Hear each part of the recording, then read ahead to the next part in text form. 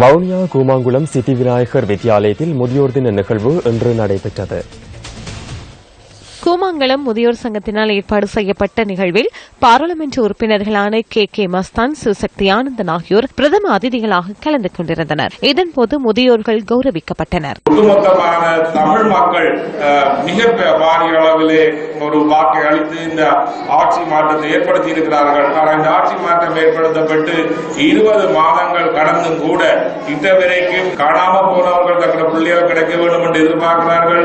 அதிலே எங்களுடைய மாண்புமிகு வடக்கு மாகாண முதலமைச்சர் விக்னேஸ்வரன் ஐயா அவர்கள் இந்த விடயங்கள் எல்லாவற்றையுமே இந்த அரசாங்கத்துக்கும் சர்வதேச சமூகத்துக்கும் மிக வினயமாக கேட்டிருக்கின்றார். இந்த பேரணி தொடர்பாக தெற்கில் இருக்கக்கூடிய இனவாத சக்திகள் முதலமைச்சர் விக்னேஸ்வரன் அவர்கள் இனவாதத்தை தூண்டுகிறார் அல்லது தனிநாட்டை நோக்கி செல்லுகிறார் போன்ற பல இனவாத பிரச்சாரங்களை கிளப்பிக் கொண்டிருக்கின்றார்கள்.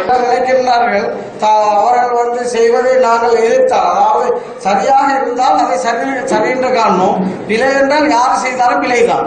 அந்த அடிப்படையில் இருக்கிற கருத்துக்களை நாங்கள் கூறும் பொழுது சிலர் நினைக்கின்றார்கள் ஏதோ அவர்களை நாங்கள் எதிர்ப்பதாகவும் அவர்களை திட்டங்களை நாங்கள் குறை கூறுவதாகவும். அதல்ல இங்கு அந்த ஏதாவது இங்கு கூற வேண்டும் என்றால் உண்மையாக நீங்கள் முதியோர்களான நீங்கள் ஒவ்வொரு நிகழ்வுகளையும், அதாவது வயோதிபராக இருந்தாலும் அரசியல் சம்பந்த ஒவ்வொரு நிகழ்வுகளையும் அவதானித்து அதற்குரிய ஆலோசனைகளை தருகிறது என்று தான் நாங்களும் ஒவ்வொரு கிராமங்களுக்கு செல்லும் பொழுது உங்களிடம் ஆலோசனைகளை கேட்கின்றோம்.